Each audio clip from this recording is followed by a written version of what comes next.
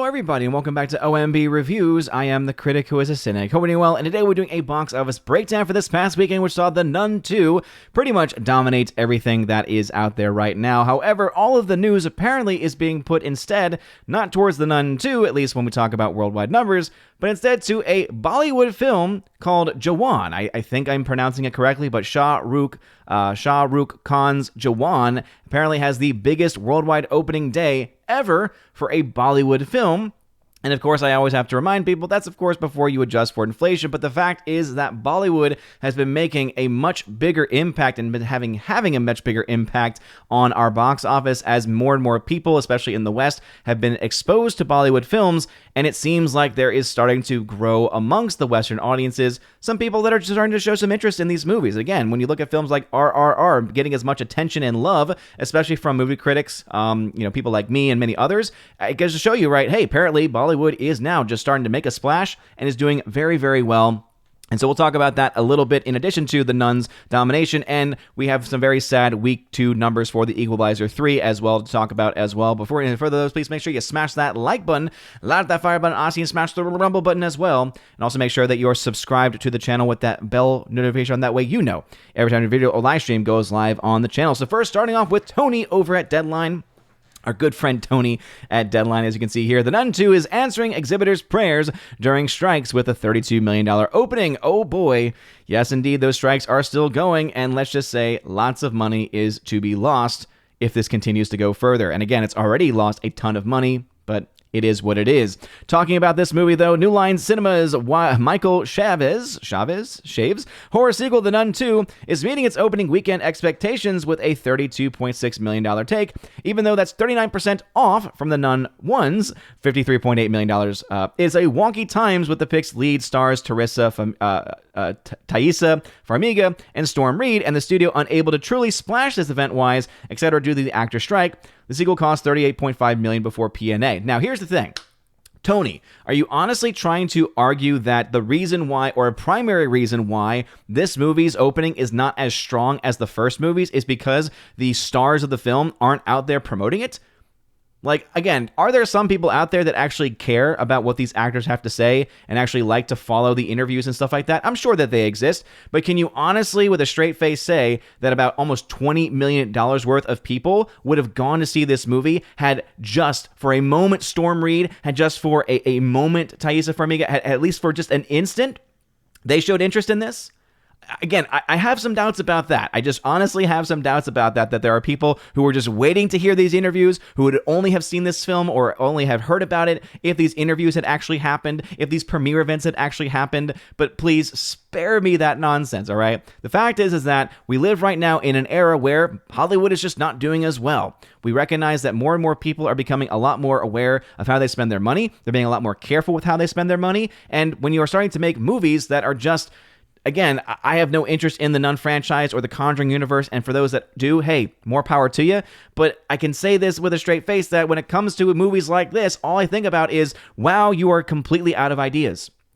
Wow, you're completely out of ideas when all you can do is create the 7th, 8th, 9th, 10th, millionth film in a franchise that, to me, just seems like it's once again doing what most of the other films in the franchise seem to do, which is not rely on actually good storytelling, but instead on jump scare stuff that some people apparently like to go and see and watch. Now, again, I have not seen the film, so maybe there is a great, rich lore that people enjoy, but for me, I just look at it and I think to myself, look, it's definitely not because of whatever, nonsense Tony is spinning.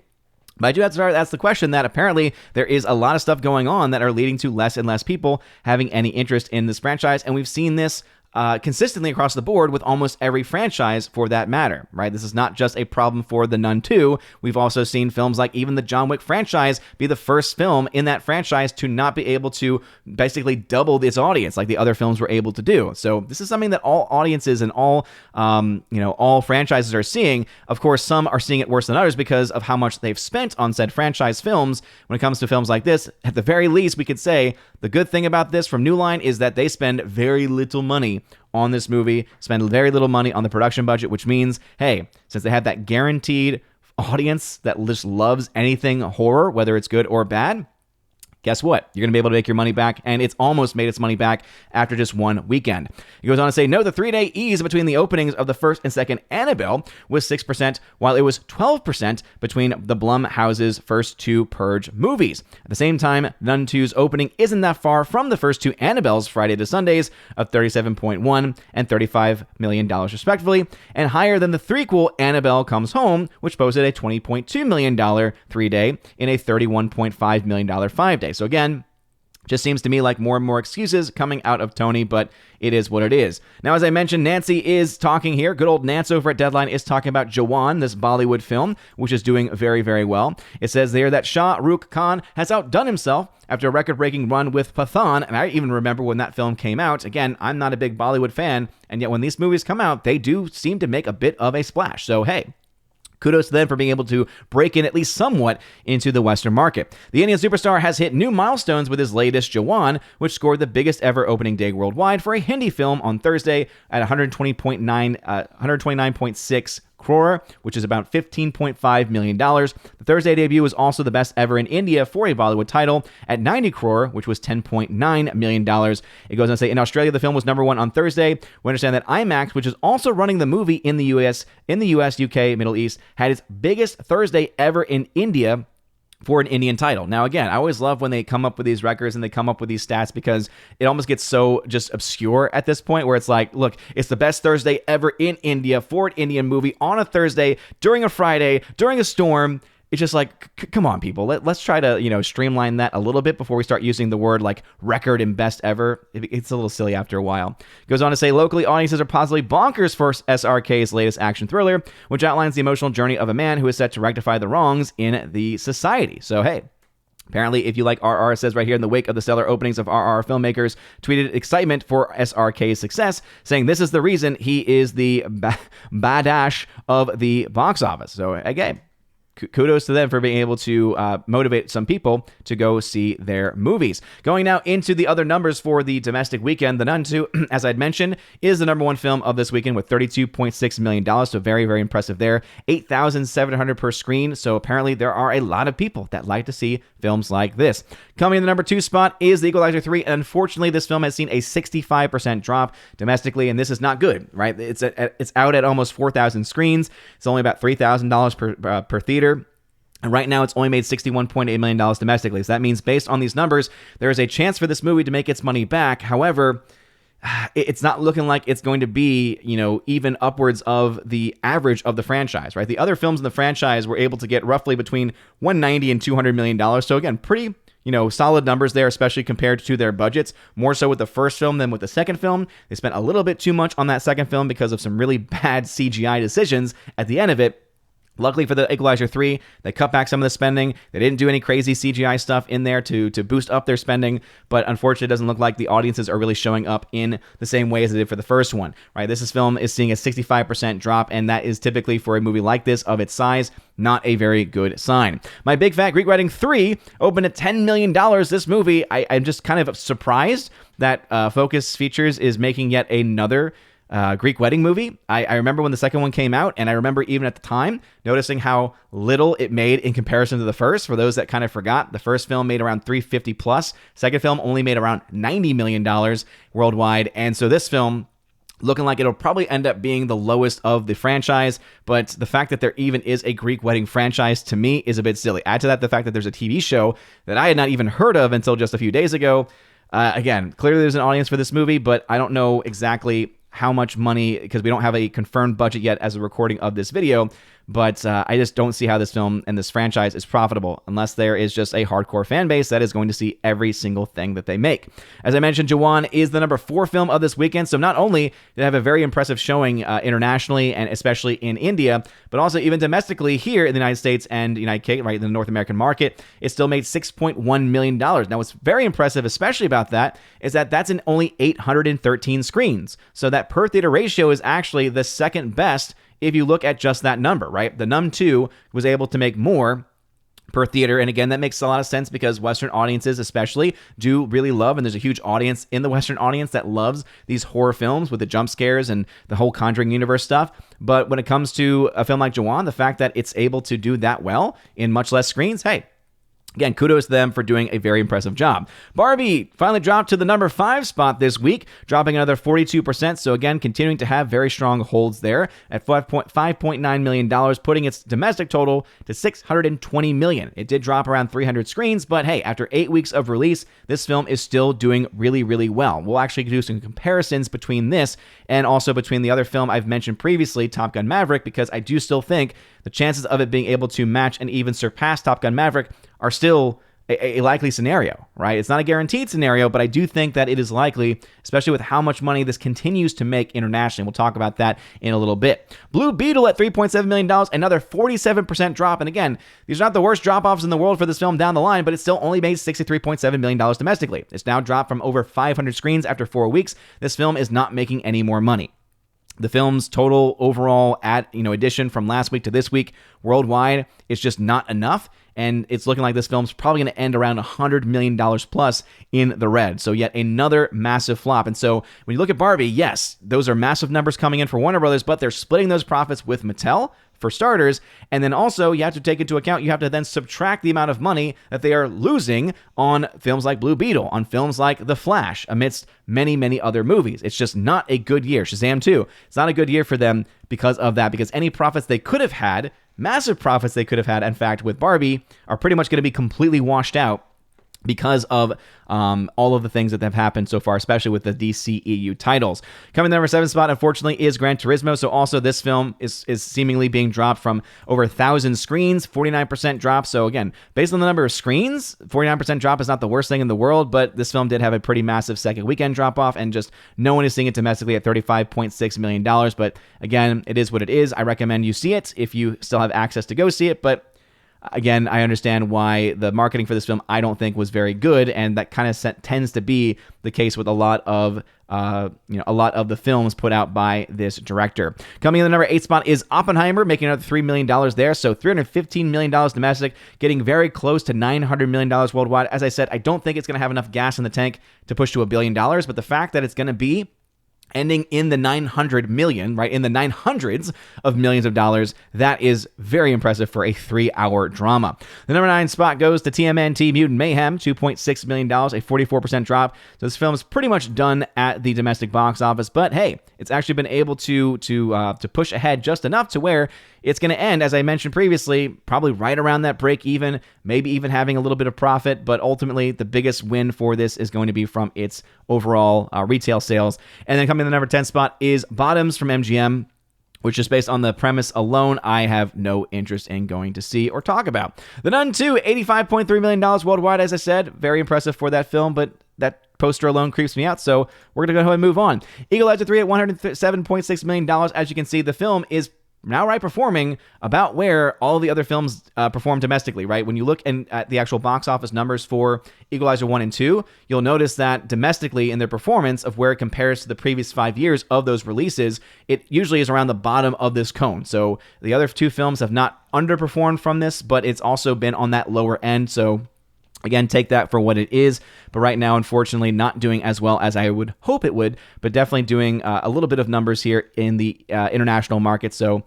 maybe it's going to be able to make a splash there versus the other films, but as of right now, the only thing I can say for sure is that domestically, it is just not really holding up against the other movies. In fact, we'll go ahead and we like to do things live here over at OMB Reviews, so let's go ahead and pull up the Equalizer 1 and the Equalizer 2 and adjust those numbers for inflation using the numbers calculations. And as you can see right now, again, the second Sunday numbers for Equalizer 3 is at $61 million. At the same point of release, Equalizer 2 was at $74 million, and the first Equalizer was at $82. So we're seeing this film perform a little bit more similar to what we saw in the Equalizer 2, but even then, it's actually doing a little bit worse than that. I believe it was the weekend comparison to look at here, right? When you look at the total drop off between weekends, right? 43 to 82, 41 to 74, right? There was a much bigger drop off in this number, a much bigger drop off in this number for Equalizer 2, and so I think you're seeing this kind of follow a very similar pathway percentage wise as Equalizer 2,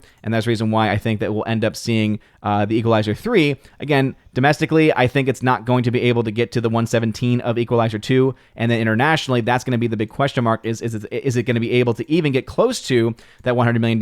But again, right now, projections are going to be somewhere around $180 million, the average rating right now for that movie. That would be the lowest of the franchise, and especially when you take into account ticket pricing, that ultimately means not the best performer, and that's very, very sad. My Big Fat Greek Wedding, speaking of sad, $12.7 million. I just look at that poster and think, wow, did a lot of the actors in this, and also those don't even look real. Those images, almost all of them look like it's the actors' faces that have been photoshopped onto either someone else's body. Like, did they just put a stand-in's body and then put the faces on it? Because that's what it looks like. Again, I don't understand who this is for, but they must exist. $12.7 million worldwide. Jawan at $7.5 million. Again, we don't have any fully updated numbers here, including any international numbers, but as I mentioned before with the story from Nance at Deadline, it's doing very well for especially a Bollywood film.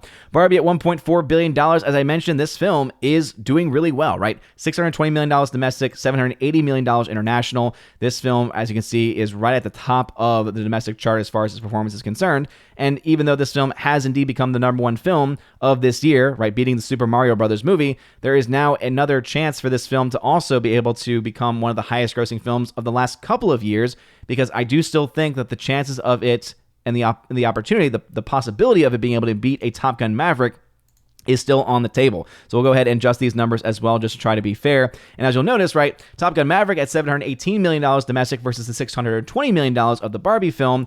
I don't think that the Barbie film is going to be able to catch that. But where it is running up the score, and the reason why it still has a chance of getting another, again, it's at $1.4 billion, 1.402. Maverick was at 1.475.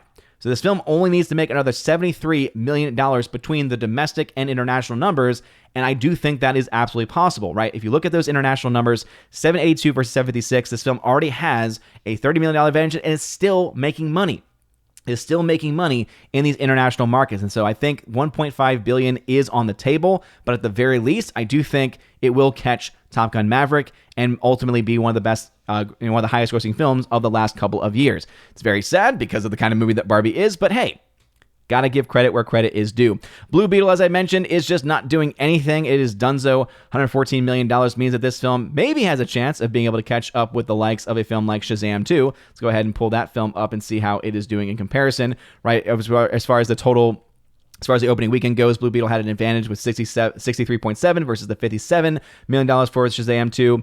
International box office, Shazam 2 was able to get to $74 million. Right now, Blue Beetle is only at 50. And if you look at the total domestic box, actually, sorry, the opening weekend was 25 versus 30 million, my bad. So actually, no, this film has already beat the domestic of Shazam 2. So it's already doing better there. The big question is going to be, is it going to be able to do better in that market, in the international market, in comparison, right? It only needs to make another $25 million to be able to, beat Shazam 2's internationals. But it is interesting that a film that was being pegged as this film is going to do very well amongst the Hispanic community is not really blowing it up in almost any country that it is in at this point in time. And if you look at just the daily numbers there, it is the fact that it's already below $1 million a day is not ever a good sign. So again, it's doing better than what Shazam 2. Again, Shazam 2, by the same point of its release, was doing $600,000 on its fourth Friday and Saturday. So hey, at least it's got that going for it. But this film is also pretty much done at this point. But hey,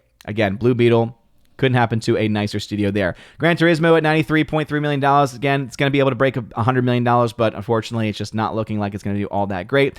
Oppenheimer is very close to the $900 million range. Again, kudos to them. TMNT at 161, again, doing very well, especially look at the chart there. Historically, this is a film that domestically has done a lot better than most films have with the opening weekend that this movie had over the last 5 years. And then there is this movie, and again, everything about it just, to me, screams just trash. So can take that for what it's worth. Let's go ahead and go to the box office charting. We love charting here over at OMB Reviews. And again, I want to give a shout out to Mobile Command for showing me how to do the auto update numbers. Unfortunately, it just goes haywire every single time the weekend numbers get posted. I think it's probably because there's a lot of traffic being driven to the site on Sunday, and so therefore it just overloads the entire system. So that's why you have a lot of these not availables here. I'm going to try to get that fixed and try to update the numbers on the website as soon as I can. But obviously, just having to input the having to input the equation that gets you the auto import is a bit annoying, having to go back and forth between them. But I did put manually in the numbers for the films that we are going to mostly be talking about today, just so that we could have those numbers in here. So the Nun 2 at $85 million opening weekend, right, means it's right now at around $8.8 million in the red. So that means that it has a very, very good chance of being able to make its money back. Again, this film roughly costs around $40 million. We're still waiting on complete confirmation on that. But it looks like $40 million is going to be what is end up the film's cost going to be, which means its break even's roughly around $100 million. So that's why, again, this film very likely to break even, probably even over the next few days, if even then. My Big Fat Greek Wedding at $12.7 million. We don't have a budget yet on this movie, but some are speculating it to be around $18 million, somewhere in that $15 to $20 million range. And based off of that, it's not going to be the biggest box office flop in the world, but it's also not going to be all that great either. Equalizer 3 at $107.6 million means around $40 million in the red. So as I said, this film does still have a chance of being able to make its money back because it did cost around $70 million. So its break even is around 175, and right now I'm projecting it to make somewhere between 153 and 215 million. That's an average of 184. So this would then mean if it has an average performance and dropping 65% in its second weekend is not a good thing, then we could see if it stabilizes or it's able to find a second life in some way, we could see the film still get to that 185 range, but that would still make it the lowest grossing of the entire franchise. And unfortunately, it just, again, doesn't look like it's going to be in a great position. Now, if it does still do that, it will be able to justify breaking even, making a little bit of profit, and then you take into account any, 4K sales, Blu-ray sales, things like that, of just adding to any profits. But you always want to have a movie in theaters be able to make money theatrically. You don't want to have to say, hey, we're going to hope and pray it's able to make money post-theatrical. You're going to want to always try to have a film that's able to justify its own existence from its initial release. Right now, Equalizer 3 might be struggling to get to that point. Same also with Gran Turismo. Right, this movie is just not doing a whole lot anywhere to be able to catch up to this number. We don't have any projections on this because it did have a very early release internationally, and so because of that, we can't do our typical tracking for it. Blue Beetle, we can say, is pretty much confirmed to be a $100+ million loss at this point because it's just not making money elsewhere.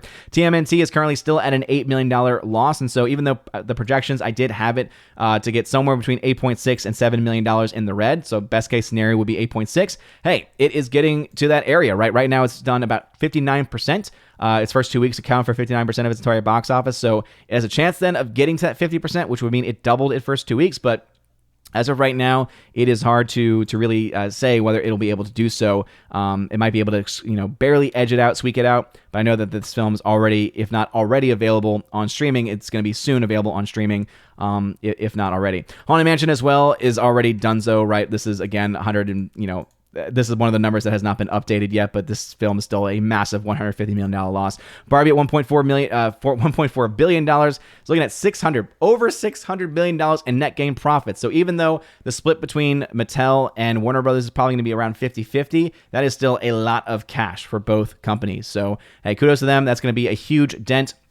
It's going to make a huge dent in the financial losses for Warner Brothers, but I don't think it's going to be enough to make up for just how much money films like The Flash, Blue Beetle, Shazam 2 were for that company. Oppenheimer, as I mentioned, is getting very close to $900 million in $900 million worldwide. This film looking like it'll probably end its run with over $400 million in net gain profits. And again, kudos to them for being able to do so. And I believe that is it as far as the box office numbers as they currently stand. So what are y'all's thoughts about these movies? Let me know your thoughts about any of them. The Nun 2, My Big Fat Greek Wedding. Do you think any of those are films that are worth going to see? I just don't personally see it. I will say, though, I definitely think that Equalizer 3 and Gran Turismo are both films that are worth going to see, and it's sad that they're not doing nearly as well. But also, if you have seen a film like Jawan, let me know as well if you think it is worth going to see in those comment sections. If you like this video, smash that like button, light the fire button, I see you smash the rumble button as well. You guys are all amazing and beautiful people. Have a wonderful rest of your day, a blessed Sunday, and as always, God bless.